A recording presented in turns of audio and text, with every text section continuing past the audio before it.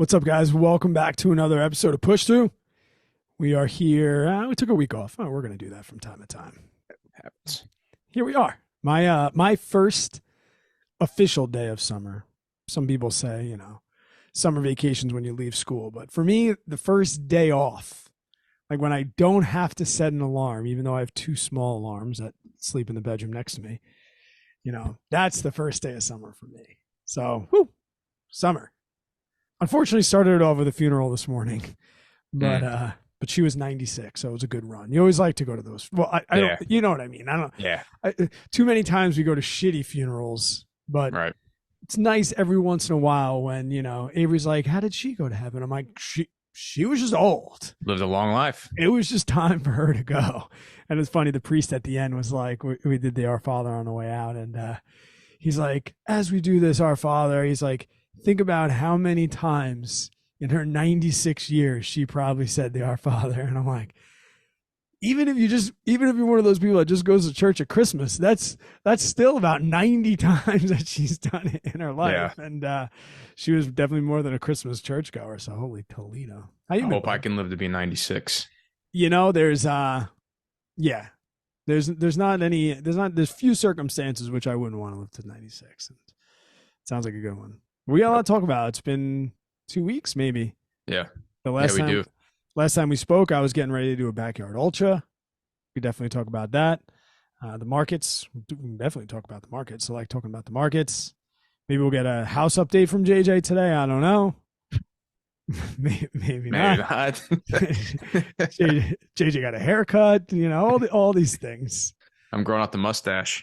Is that happening? It is. I'm growing it for the 100K.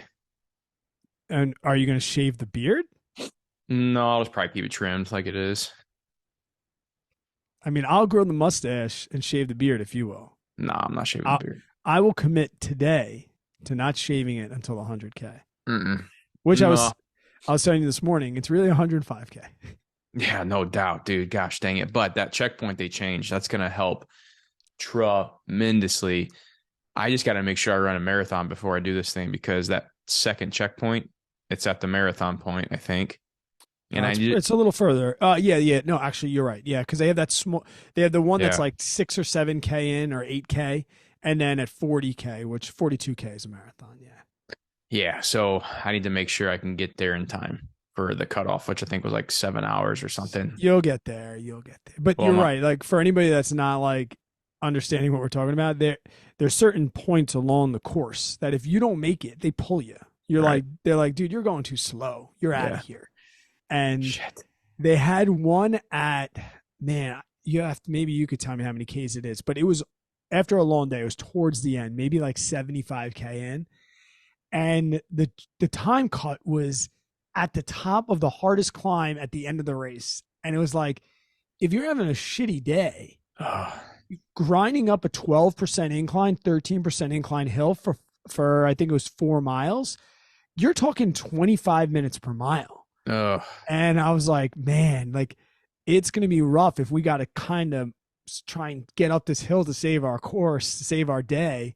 But they moved that checkpoint to the bottom of the hill, which is great because now we get to see the fam get rejuvenated, get some nutrition, maybe do whatever we need to do before tackling that last big climb. But still, that last big climb to me that's the end of the race. When you get there, you're getting home.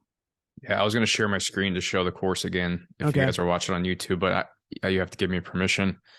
But I wanted to look at that first cutoff, and it is at the 25.5 mile mark. So not quite at a marathon. So it'll be just before, and it's at a downhill. That's the second cutoff. Did I allow you to do it yet? Yep, now I can. All right. So let me pull this up here. So can you see it now? Yeah. Okay. So this is that second cutoff. Here's the first one at 5.7 miles. It's an hour and a half in. I can almost, unless I twist my ankle or something, pretty sure I can get that. Yeah. The problem is with me is this elevation. I mean, we're going to spend some time on the treadmill these next few weeks, but I'm really nervous about these two climbs, this one and then this one, to Hold your make it. hold your mouse over that 11.5 mark on the green dot. It should tell you the elevation. Go up to the green dot above it. Oh, Yeah. So that's 18, 14, and it goes up to roughly 36. So 26. Yeah, that's gonna be a 1,500-foot climb in 5K.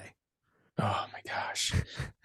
Yeah, and we're doing so like right now in my training, I'm only doing like 1,000 to 1,500 feet on the treadmill, and that's taken me, at a brisk walking pace. I think it takes me what 28 minutes if I'm booking it To on get the to 1,000, treadmill yeah. to get to 1,000. Yeah. Yeah, Oh, I do like 1,700 feet an hour.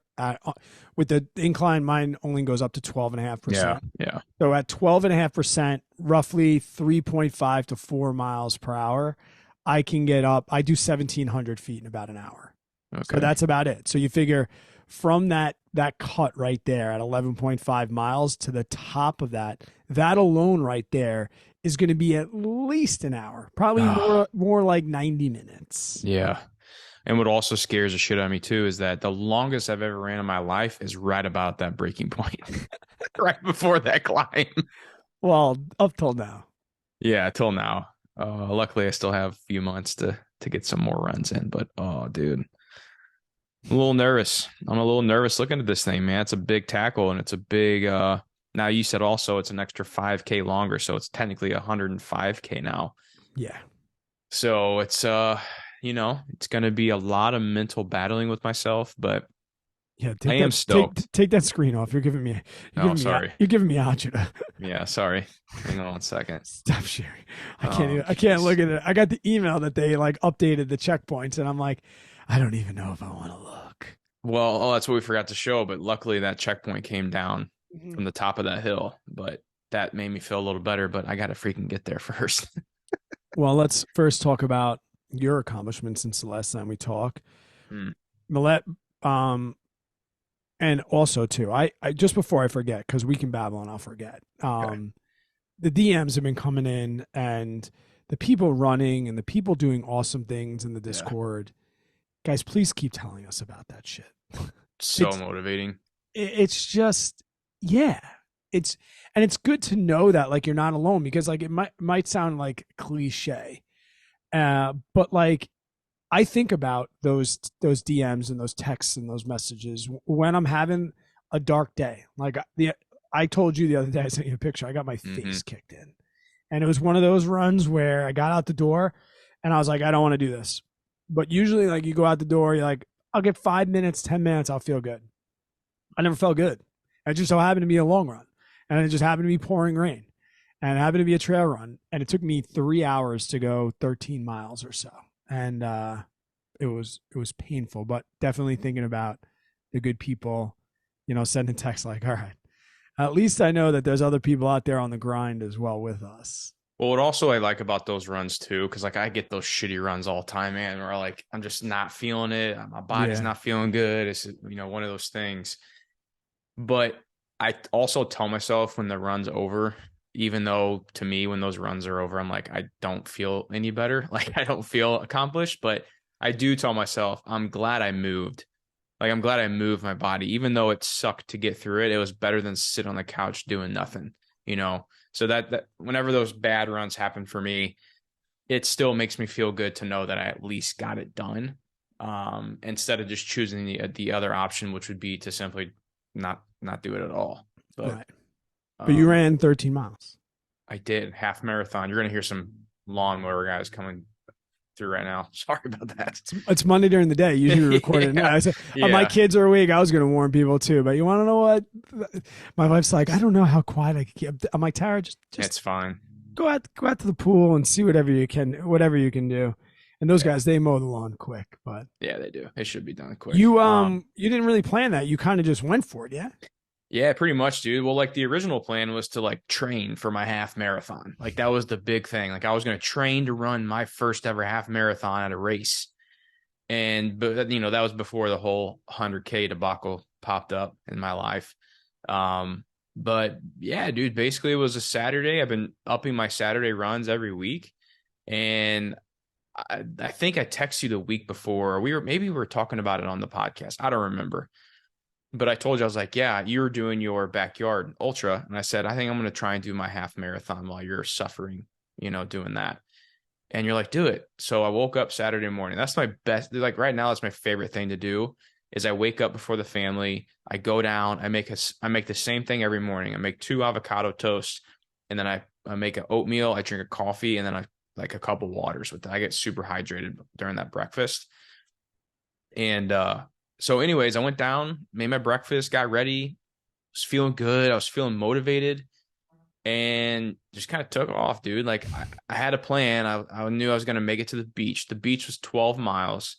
So I was like, okay, I'll finish my last mile, on the beach. Worst decision I've ever made in my life.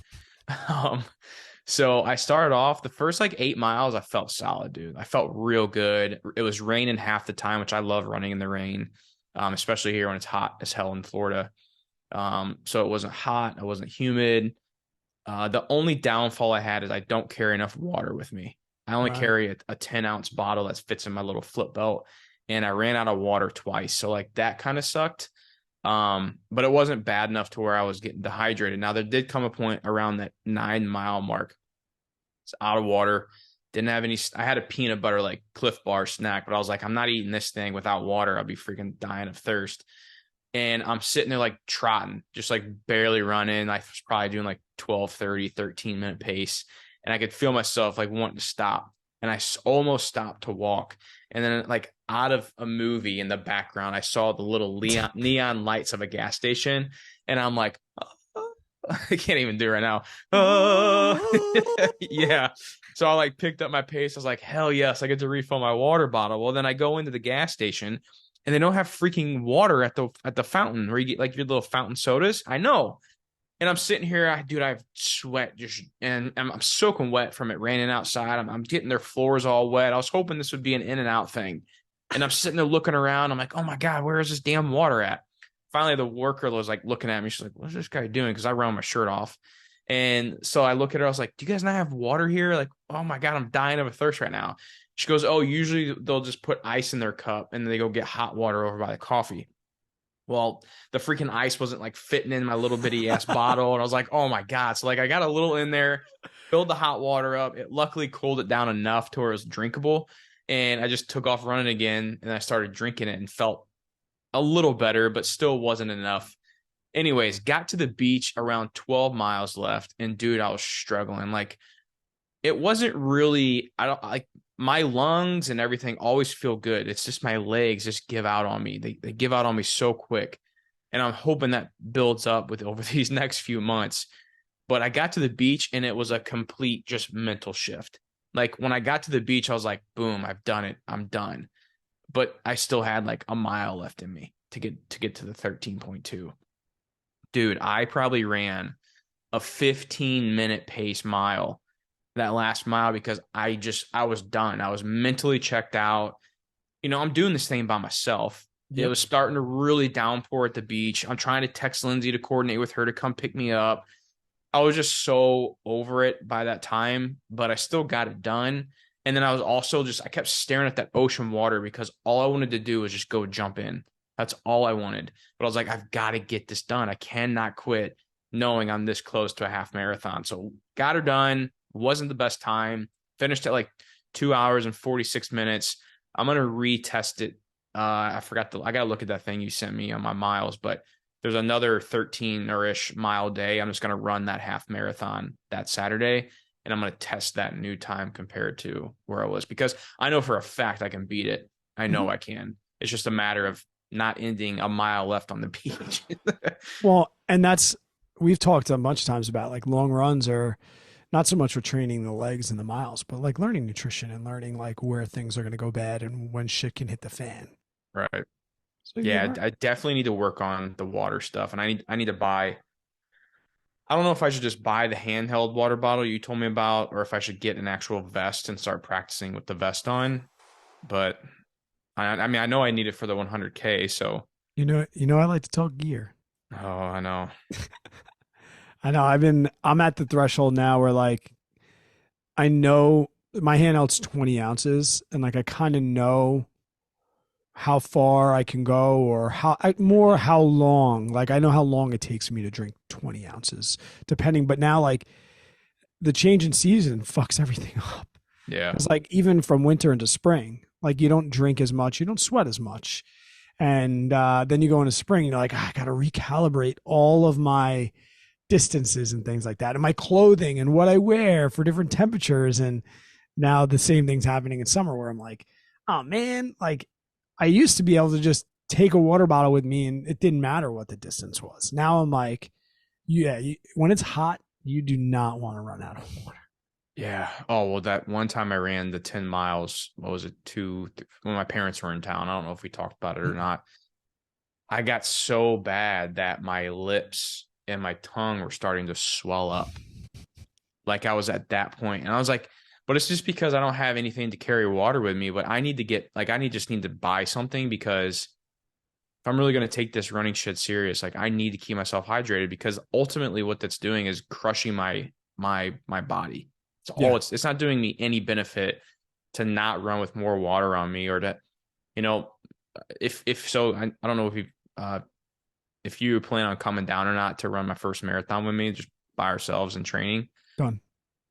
I hope so. Cause I saw that on the schedule and, I was thinking, I was like, one thing we could do is we could try and go set out where we're going to run at and just have like big ass water bottles. I was going to tell you, you just drop them under like a bridge or behind a garbage can or behind a guardrail. And yeah. Usually what I'll do is I'll do a little Sharpie mark on like the lid to know if anybody opened it, like to make sure that they align. Oh, it's a good idea. When I get there, just to make sure nobody like mess with it or anything. I mean, generally, you are in New York. Yeah, generally people don't really give a shit about that, but it's easier in the trail. I mean, I'm really not even running on the roads anymore. If I run on the roads, it's at the point where it's like something happened or like I had to squeeze something in. There's no reason to. See, when me on trails right now, dude, I'm getting bombarded by bugs. Mm-hmm. So like I can't really do that right now because every trail around here there's like standing water.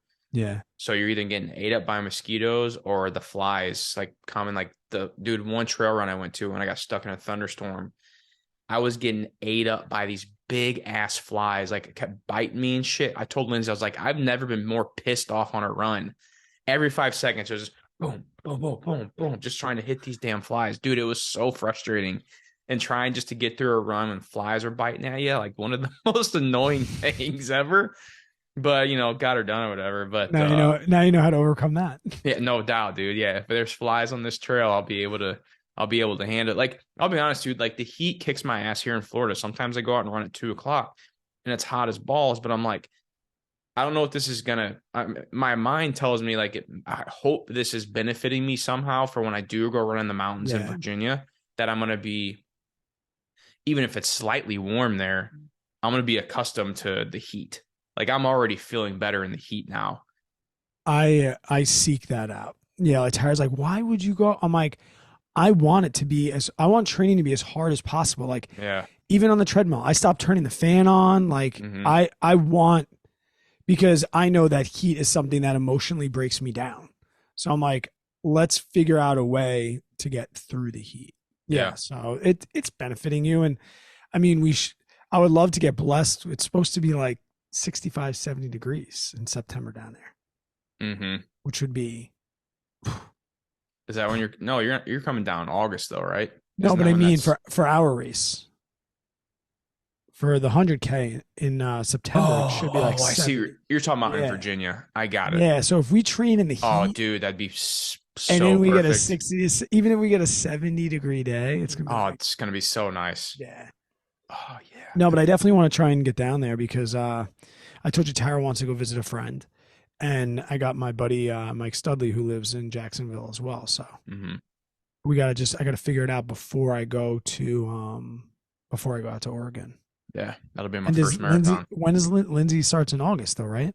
Then we have to figure out what her work schedule is going to be and shit.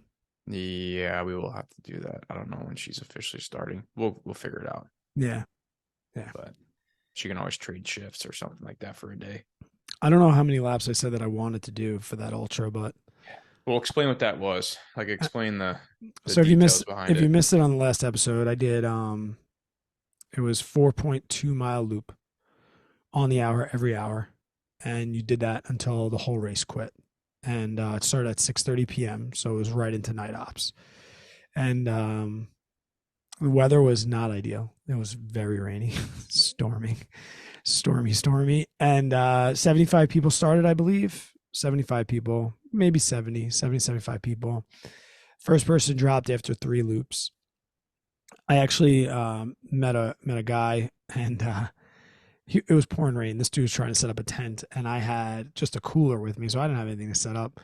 So I see him out there like struggling with one of those big pop-up tents in the fucking downpour. I'm like, all right, I'm gonna get wet eventually. Let me just go help this dude out. And we started shooting the shit, and I might have myself a lifelong friend. We talked the rest of the day, and he ended up getting 3rd place in the race. When he was setting up like cots and like stoves, and had multiple coolers with multiple meals, and like had his shoe rack with multiple shoes. He had one of those like back of the door shoe holders. You know what I'm talking about? Where like, wow, yeah. And like in that he had like one with all different chafes, one different goos, all these different flavors, everything all organized, like foot care, Band-Aids. I finally was like, dude, well, all right. Is he on Instagram or anything? I took a couple pictures, yeah. And I definitely, I highlighted it in my stories on my Instagram page, like his whole setup. And no, like, does he have an Instagram? No, he doesn't. He's not a social media guy. Wow, okay, that's cool. He has a Strava, but he doesn't have social media. Keith Hoffman is his name, and I finally had to say to him, like, I gotta ask, like, how long you plan on going? Yeah. And he was like, I think I have at least 100 miles in me. He's doing the Vermont 100 in a couple weeks, and he's like, this kind of a training run for that.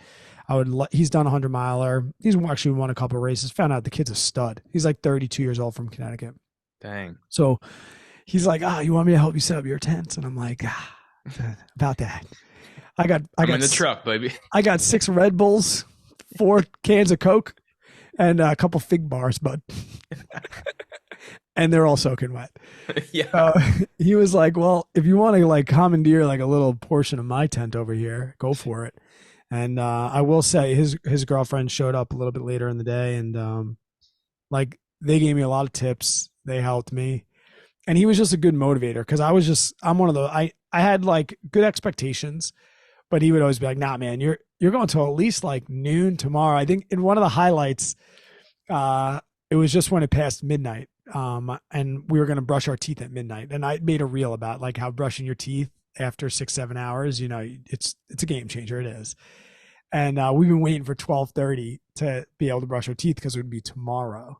So I'm sitting in this reel, and you can see I'm like, is it tomorrow? And he's like, no, man, it's today. I'm like, damn it. I'm like, is it past 12:30? He's like, dude, you still have like 3 more todays left before the race is over. But yeah, he ended up finishing, like, he didn't make the cut in the 95th mile, I want to say. Like, he missed 100 by 1 loop and finished 3rd, which is awesome. The winner went, that's crazy. The winner went like 108 miles, so Jesus. just over 14 hours. And I felt good for most of the night. And then at 2:30 in the morning, the elevation started. There was 2 things that really caught up with me, I think. Elevation was definitely one thing. So I had never done a race with more than like 1,000 feet of climbing in it. And at this point I was 4,000 feet in. Each loop had about 6,500 feet in it. So that was the one thing. The other thing at about 2:30. You mean 650? Yeah, 650 feet. Okay. Sorry. The next thing that was starting to get to me was the race was starting to thin out. People were starting to drop out. And at this point there was like, I think I finished like 25th. So about, 2/3 of the race were gone. And it's pitch black. Can't see your hand in front of your face. And for the first couple loops, everyone's running together. It's pretty much this centipede of people walking, running, because, you're just trying to go as slow as you can without burning out, because you can't go any faster than 4 miles per hour. And at this point, like, the race started to thin out. And I finished, I got, long story short, I didn't make the time cut in the 9th loop. So for the 6th, 7th, and 8th lap, I was the last finisher, and I was by myself. And like, losing that camaraderie, just emotionally, there was nobody there to like when it was a bunch of us, you could kind of see headlights ahead. So you knew there was an uphill coming. So you knew like, okay, prepare yourself. Or you saw the headlights starting to go downhill and you're like, hey, I know you're tired, but we're on a downhill now. So let's fucking go. Or like we're on a flat. You could use the people around you as motivation. Like, all right, he started running, I'm going to start running. And that kind of was gone. And in the 8th loop, I kind of just lost my bearings of like, because I was doing a great job of walking, like power hiking the uphills and then making that time up on the downhills. But I started to get tired. So I wasn't making up a ton of time on the downhills. And it was so dark, not a lot of people around me. I was kind of missing where those downhills were. And you're like, Finn, you've done this lap like 8 times already. You didn't know where the downhills were. It was just, it was really like one step in front of the other. The headlamp lighting 4 feet in front of you, and that was about it. I got into the last loop at like 59:40. And you got to start back at 60 minutes again. Yeah. So you literally had 20 seconds to break, and then you had to start running again. And at 3 minutes to go, you have to start getting into the corral. And he blows the whistle 3 times for 3 minutes, 2 times for 2 minutes, 1 time for 1 minute, and then they do a cowbell for everyone. Get the hell out of here.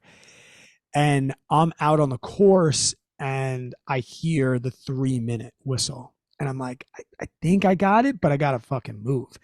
And you come out of the woods, and it was like this 100-yard stretch down into the finish.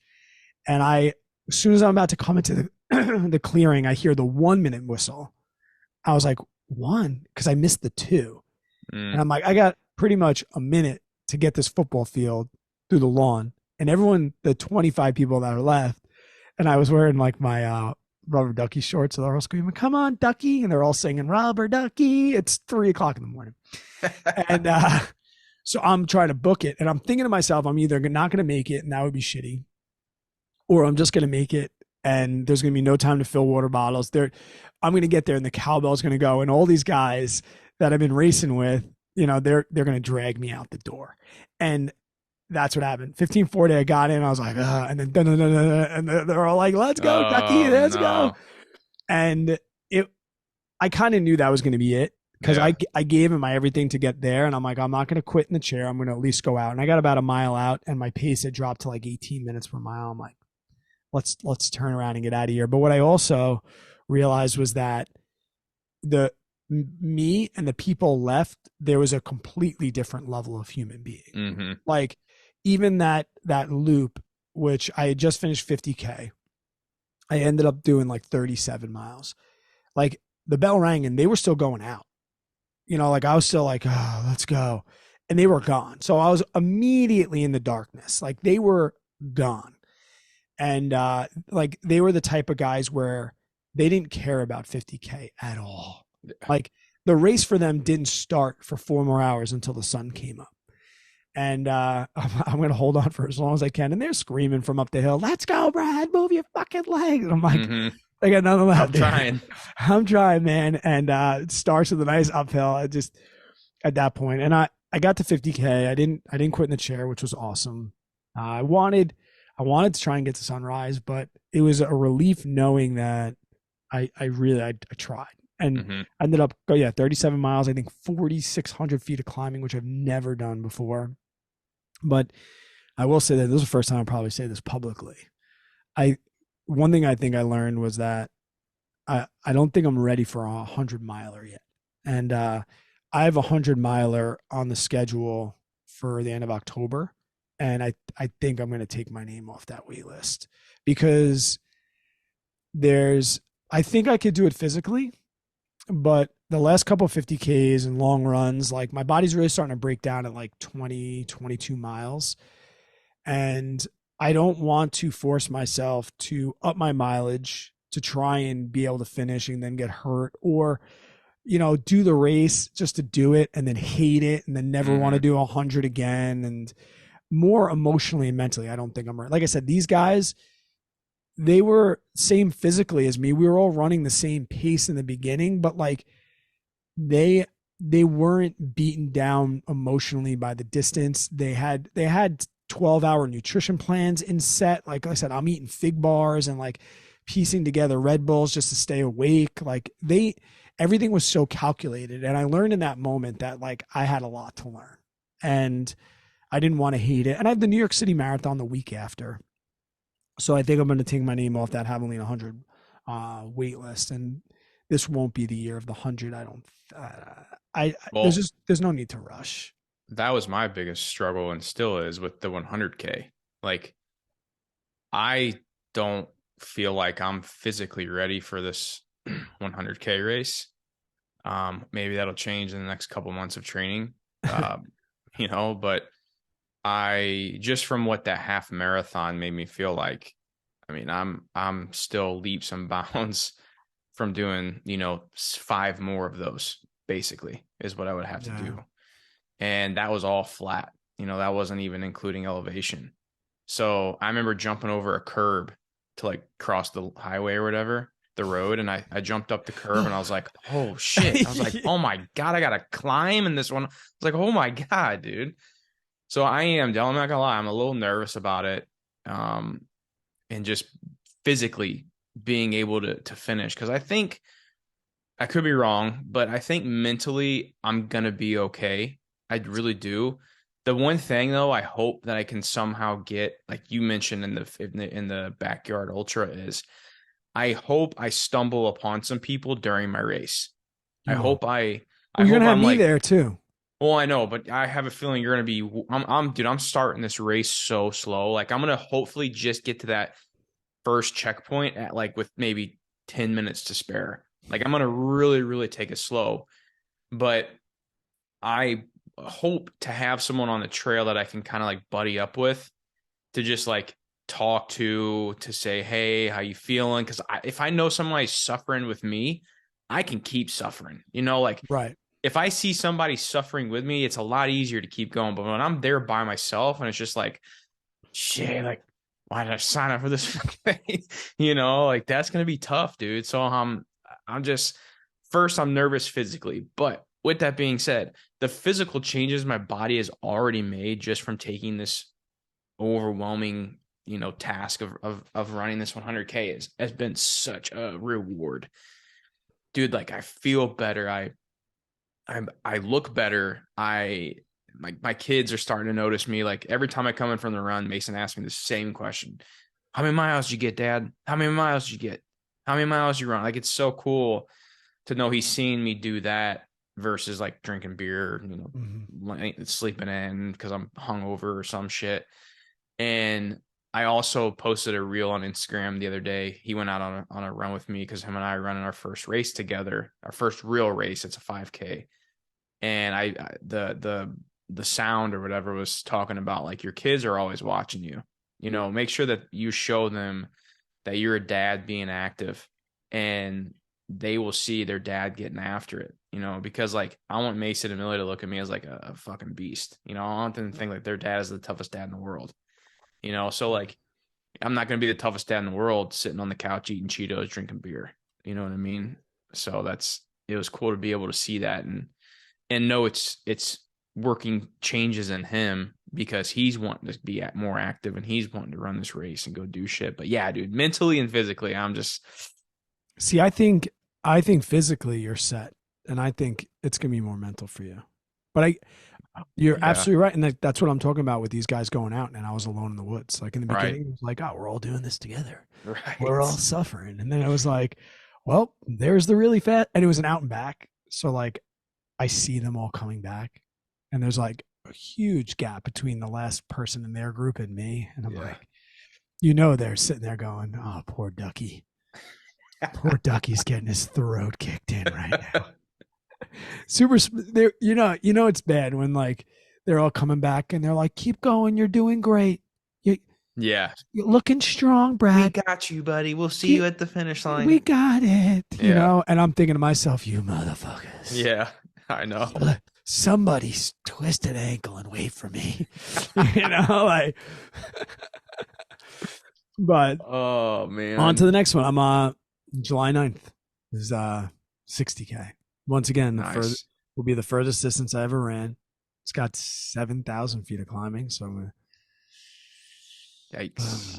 Our race has 177 feet per mile. I'm doing this one has 183 feet. So it'll be very similar. Okay. That's good. So if I can get the 60K, I think it would be, if I can get the 60K done in under 8 hours, it's going to make me feel very confident. No, for sure. I know, dude. I wish I could run. I need to run something. Like, I mean, I guess I'll be technically running races.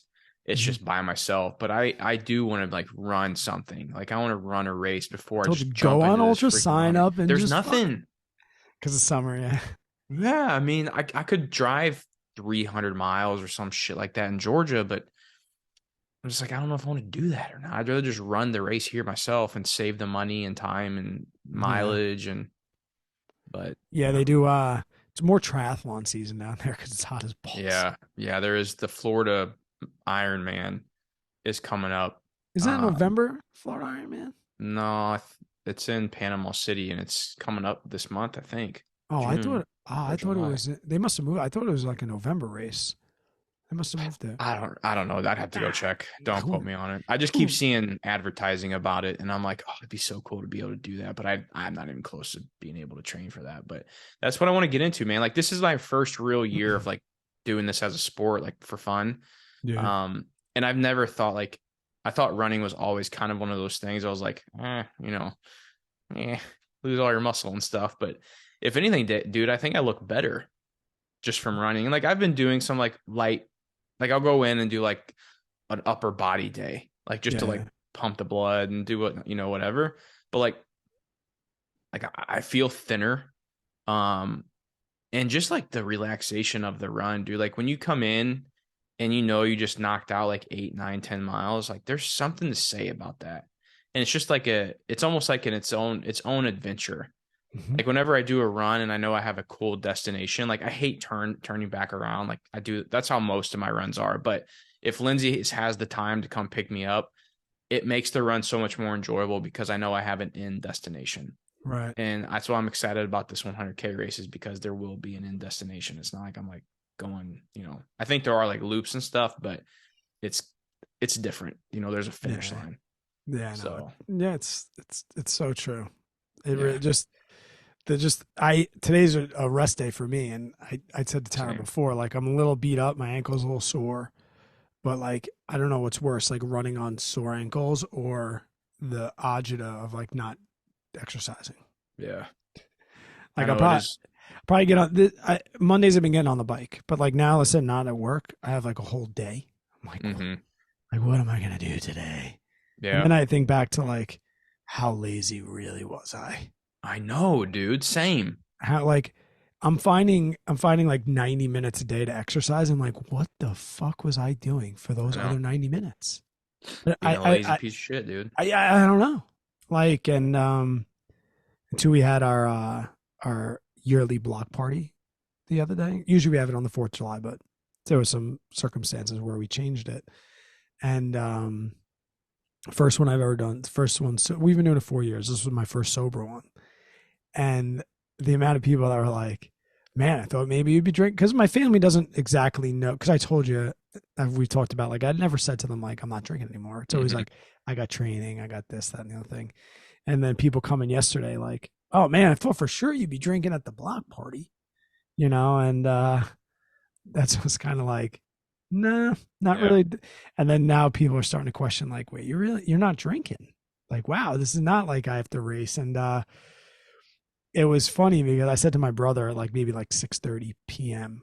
I was like, this is usually the part of the night where like I'd go to the bathroom and I'd be like starting to sway while I was sitting there going to the bathroom, like, Mm-hmm. all right, Brad, don't let it get too far. Your kids are still awake. And then like an hour later, I'd be asleep. Like, and then wake up. Tara's pissed off at me that I didn't help with the kids in the bath and didn't help clean up and You feel all like this shit. all the shit's still all over the front lawn, and now I'm hungover and I gotta clean it up and it's 80 degrees and humid. Ugh. Like instead, I was up till 10. I put the kids to bed. Everything was cleaned up. We were having breakfast yesterday and I'm watching all my neighbors do the same shit I hated, like putting all their stuff away, sleeping. I did a 8 mile run the next morning. I drove some of my aunts and uncles home. My aunt's like, I'm gonna call an Uber, and I'm like, you live around the block, let me drive you home. My uncle's like, yeah. I'm like, Rich, I haven't been drinking. Mm-hmm. He's like, I thought so you're drinking Heineken's. And I showed him the Heineken Zeros, bud. He's like, no Ubers for me. So I ended up getting to drive people, just a complete 180, and sure as shit, I had just as good a time. Yeah. I had just as good a time, if not feels better. So much better. If not better. Yeah. You know, I got to prolong the party. I got to play with the kids in the pool. You know, like I never realized how much of like these major like bender parties, like how much the second half was just survival. Like, don't fall over on the lawn. Don't fall through a table. Don't trip on a fucking chair.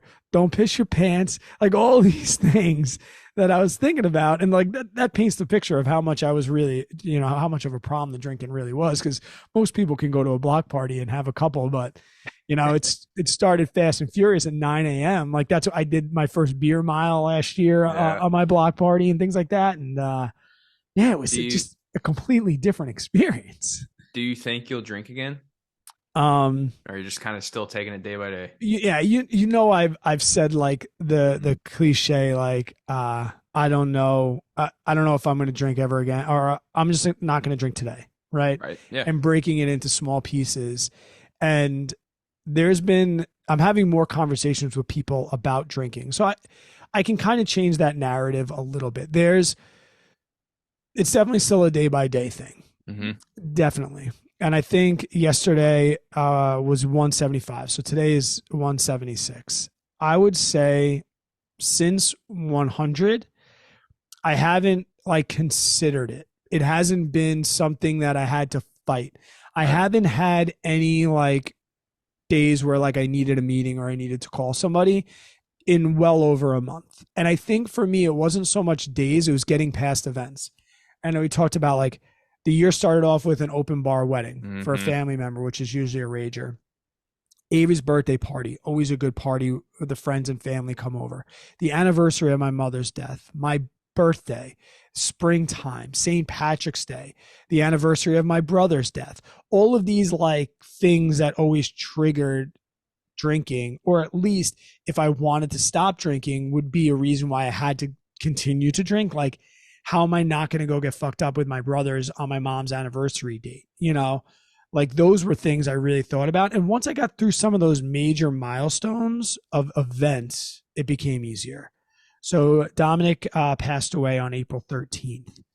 And I really think since that, once I got through that day, it's been good. And I to answer your question, like, I don't think I'm going to drink again. Yeah. We were joking. There's a couple of situations in which I would. If I go to Champagne, France, I'm probably gonna have a glass of champagne. If I get stage 4 cancer, I'm gonna get fucked up and feel bad for myself for a day, but maybe just for a day. Yeah. You know, like extreme things like that. But yeah, I think I'm definitely leaning more towards there's a pretty good chance that you won't see me drink it again. The benefits, and I have my short-term journal and then my long-term journal that I write every 6 months. So we just came to half of the year and I actually like sat and wrote a couple pages, and I had this conversation with myself, and it's easy to say in the first month or two, like how good you feel. You know, and it's easy to say, I'm sleeping better, I'm losing weight, all of these things, I'm a better husband. Like those are all true. But I think I'm really starting to realize without thinking about it, how much better I feel. And that is just compounding. And it's like this double-edged sword. It's like, I want to talk about it more, but you don't want to be that guy. Right. I went through this when I went plant-based, and like I didn't want to talk about it, but I wanted just to talk about it. And especially with like the Instagram, like I don't want to be the guy that's like talking about sobriety or being the sober athlete, because I don't want to hold myself to that standard. I don't think I deserve it yet. I don't think 6 months is really anything. Maybe it is, but I think 6 months is quite a bit. But then I'll say something and I'll get DMs, tons of DMs about it. And I'm like, wow, like that really is, because the running and the fitness, people think I lost this weight because of running. Like, no, like I didn't lose the weight. And this is like kind of a reel that I want to make. It's, you know, I might be sleeping better. I might be eating better. I might have lost 60 pounds. I might be running. All of that shit is a ripple effect of not drinking. All of it. If I was still drinking, I would not be running 50 miles a week. If I was still drinking, I would not be sleeping as well as I've been sleeping. If I've been drinking, I would not be as eating as good. I wouldn't be losing the weight. Everything. And I'm really starting to understand that. Everything, my commitments to people and like being at certain places at certain times when I say I'm going to be there, all of that shit. And those are the reasons that I think that I might be done. But I don't want to hold myself to that standard because it's a hard standard to go by, and I still am an alcoholic and I can still slip up. I could still fuck up, and I'm not afraid of that day, but yeah, feels pretty good. One thing I've been realizing is like alcohol was such a social stimulant for me. It was the thing that like led me to want to talk to people. And one thing I really was afraid of is like, if I stop drinking, can I be social? Will I meet as many people as I've met? Will I randomly just DM somebody when I would been drinking and be like, I'll just DM this dude, whatever. And I was afraid of that. And to be honest, that's kind of been true. I've not met as much people and I haven't been as social, but one thing I've realized is like, I am now getting the right people in my life. So, I haven't met as many people as I did when I was drinking, but I've met more core people and the right people per se. And that alone has been absolutely like incredible for me. And I also know now that when I meet new people, they're getting the best version of me, which wasn't always the case. I always had to tiptoe around like, oh, I got this new friend, but I'm going to get drunk and fuck this up. And I don't need to worry about that anymore. Or some podcast episodes we've done. Yeah. Or I've been kicked off live streams. Like people have asked me to exit live streams because I've been drinking and my mouth gets loose and things like that. I now know that, okay, I'm not going to meet as many people, but when I meet people, they're going to get the full best version of me. And that's made me now more confident in social situations. I don't have that social anxiety so much anymore because I don't have to worry about being judged for being an alcoholic. I'm only going to be judged for being who I am, and I'm content and happy with who I am. So that's perfectly okay. Like, yeah. I mean, I think you've done well, dude. Just the whole process of from where you were 6 months ago to where you are now. And like you said, yeah, like, running and eating healthier definitely helps with your fitness goals and stuff. But the fact that I like how you pointed out, none of that would have been done if you would have still been drinking. None of it. And I mean, it's crazy because it's crazy that alcohol does play such a large factor in life because I still drink, but I've even, drink way less than I used to now. And a lot of that is because of running and just not wanting to feel like shit for my runs. So I just choose to not even put alcohol in my system at all. But last night or yesterday, we have what's called Reggae Day here in Florida at one of the local breweries. And it's literally one of my favorite days here in Florida. I love it. They do it like every other Sunday for the summer. So it's like my time to like let loose. Like the family was there and kids were there. Lindsay was there. I was pounding the craft beers and my body's not used to drinking that much because I literally have not really been drinking that much since I've started this running journey. And so it hit me a little faster. And then I think you texted me at like 6 or 7 or something. Yes, it was 6. Shit, I was hoping you'd give me the hour. It was 6. It was 6 p.m. Yeah. And you're like, hey man, you good to record? And I'm like, I'm in bed, dude, and I'm completely fucked out of my mind right now. Tied one on. Yes. And I was telling Lindsay because like I've already napped like during that day. I already napped. I was already like past that phase. It was day drinking. It was early. So wait, you had already taken a nap from this Darty? Yes. Yes. I know. And then I woke up feeling like even more shit. Yep. And then Lindsay and I are just chilling in bed and I'm telling her, I was like, this is why I don't really drink anymore. Like and your wife doesn't drink, so she's like, duh. Yeah, she don't drink. She didn't drink. I think she maybe had one sour the whole time we were there. And she's like, yeah, like you're a dumbass. Like but we both kind of knew like I was gonna throw a couple down at Reggae Day. And but yeah, dude, like I'm sitting there laying down, I'm thinking to myself, I was like, what the hell is the point of this? Like I could have had just as much fun, if not more, sipping on 2 beers for the entire time than trying to just not like, because I wasn't even paying attention to what I was drinking. When my cup was empty, I was going to get another one. Yeah. And See, I dude, it's miss those just, days. it was not, it wasn't like, I still feel it today. Like I can still feel it, like kind of like that sour feeling in my stomach and shit. And it's just like, I can't wait for tomorrow to go on a nice run, try to sweat out all that shit that was put in my body. And no, I'm probably not even making a dent yet, but just to get it, like kind of just start fresh for the week. And yeah, And dude, it's just, I go didn't ahead. bust your I didn't bust your balls either, because my Yeah. answer to you was I've been there. Yeah. Yeah. And it was more that I chuckled to myself and I was like, thanks for reminding me Yeah. why No I don't, shit. because the amount of times that's happened to me is it's It's just, it's not worth it, dude. Like, it is when you're in your 20s, maybe. yeah, I'm like not here promoting like don't that's drink. true. That's true. I don't give a shit if people drink. Like, Yeah. it's fun. It's kind of like, That's a why good don't point. it's the same reason I don't ride motorcycles, because I can't go under 125 miles per hour in one. I Yeah. know that about myself. I'm not going to tell people stop riding motorcycles. They're fucking fun, Yeah. And the only thing I say about drinking is like, you will feel better if you don't. Yeah. That's my only position for other people. And my other position, actually, I have two positions. One, don't drink and you'll probably feel better. And the other is, if you don't want to drink, I will support you. But I don't care. Right. I don't care if people drink, because, like, yeah, I'm watching this block party and I'm watching people I'm like, kind of jealous. They're shotgunning beers and stuff. And I'm like, I used to be so good at that. Like, I could, I could hop in that circle right now and dominate them, Mm-hmm. like the beer pong and like those things. And it's like, it's more like I'm just past that. I look at it now as like I'm just past that evolution of my life. It's Yeah. the same reason I don't want to stay up till 2 o'clock in the morning partying, or that I don't want to go on a Vegas bachelor party. Like, I'm just like, I'm 42, 41 years old. I just don't want to fucking do that anymore. But like, Mm-hmm.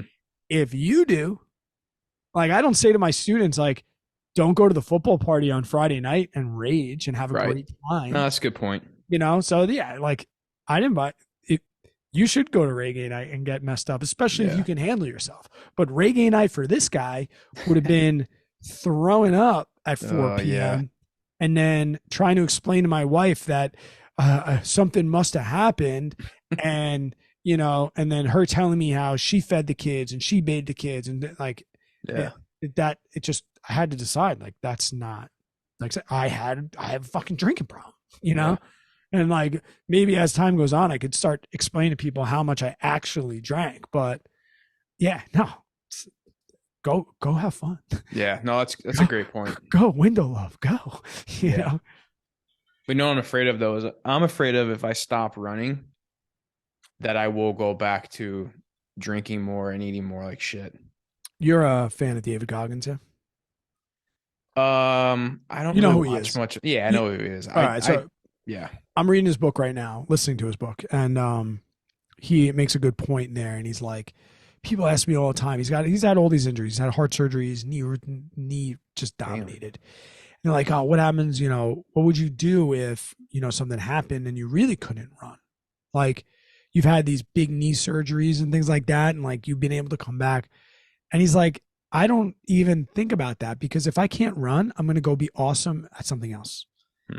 And to that point, I thought about that too, but I don't not drink because I'm running, right? I run because I'm not drinking. So if something happened to me and I stopped running, I'm still going to be not drinking, and I'll find a different ripple effect and I'll dominate it.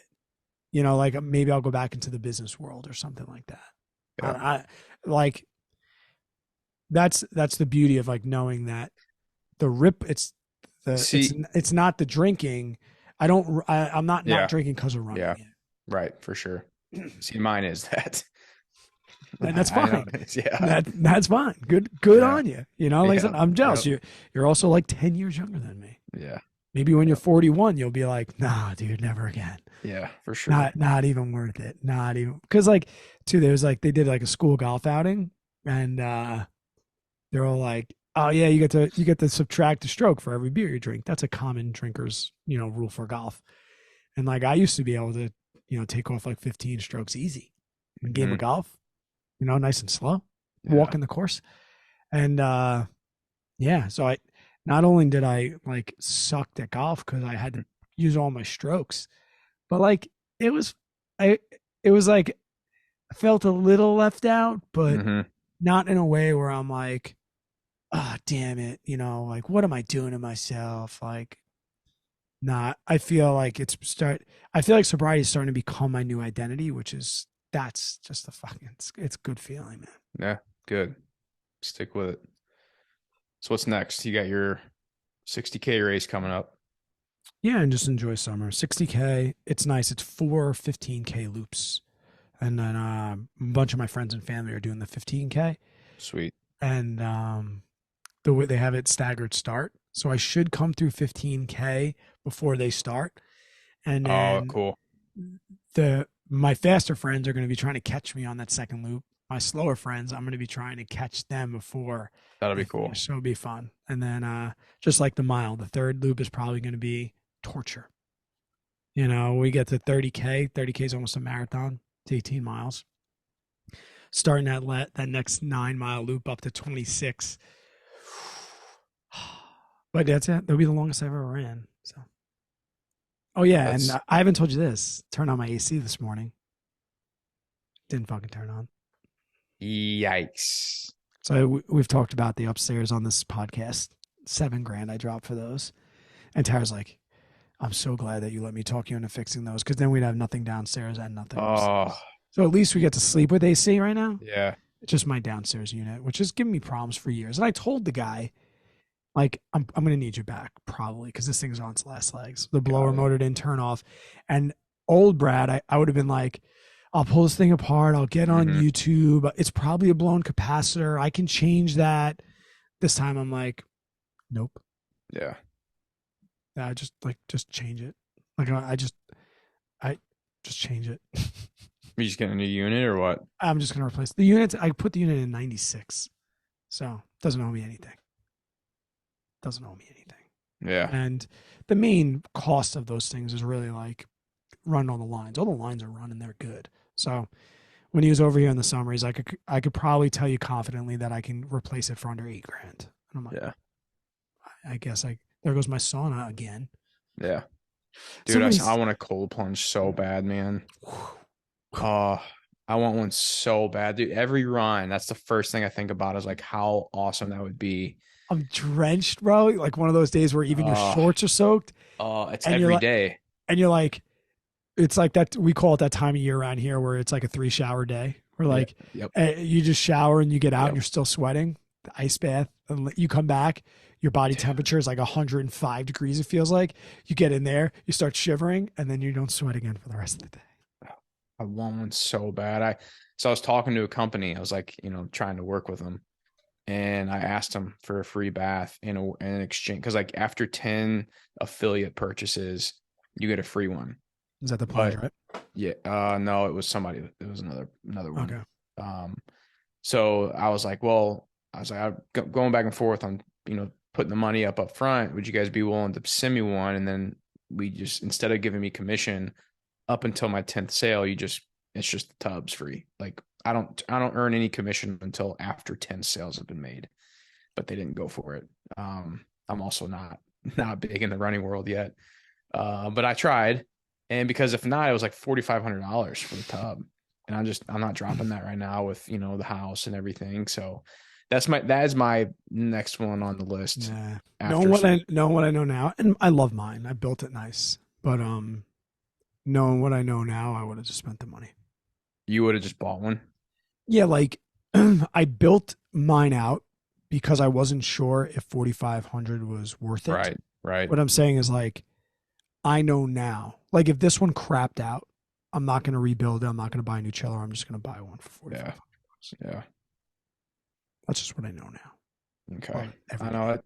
If we Sometimes, get if sometimes twice a day. yeah, for sure. If we get the house, like that'll probably be my first big purchase, either that or a motorcycle. I haven't decided yet, but I know. Well, I sent you that one the other day. I was like, dude, I may go buy this. Jesus Christ. Just do it. Just purchase it sober. That's all. Yeah. All right, man. Yeah, we got some races coming up, dude. We're training our ass off.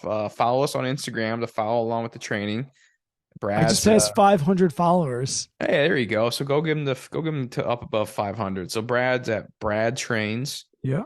I'm just JJ Buckner on Instagram, and I'm actually thinking about starting to post my running stuff on my main YouTube account. I thought about it, dude. I know. So I switched. So my first video on Dividend Freedom, for those of you that even follow us on YouTube, I did a Robinhood portfolio update. So that used to be on my main channel. That was like my growth and options channel. Well, now I'm putting all my stock content together. I probably should have done this a long time ago, and it used to be like that until I switched out to Dividend Freedom. But I'm going back to stock content all on one channel on Dividend Freedom, and then JJ Buckner, which that channel is, it's kind of dead because I haven't known what to do with that thing for years. I decided I'm just gonna start putting my running stuff here. Like that's what I'm doing right now. That's my big hobby. That's what I love to do, and it's already monetized, which is nice. So like, I'm just going to start doing it. Like, I'm just going to start posting it on there. And then I can still post all my stock content that I love to still talk about on Dividend Freedom. I think if I had 2 monetized channels like that, I might. But like YouTube income is still like my channel still produces income. Yeah. So it's like I can't personally right now take the risk of changing it. Right. Just even with the book sales, every time I make a video about options. That's true. So I am trying to build. Well, and I feel like yours is so dead set on options and has been for the longest time. It'd be a really tough turnaround to where like mine, don't get me wrong, most of my subscribers are from my stock days and stuff, but yeah, I've also talked about other shit in there. Most of it's about money. So it's going to be a weird transition, but. And I think 90% of my views come from external and Google. So my channel's still very searchable. It's very evergreen. So it's like, I can't. But so Brad Trains on YouTube. I think I have 360 subscribers. All right. But they just changed it. I can get super chat and super thanks at 500 now. They changed the monetization. But still no ads until 1,000. Yeah. But I don't really care about that so much because we all know that even when I become monetized, I'll get $10 a month. Mm-hmm. Woohoo! Yeah, I know.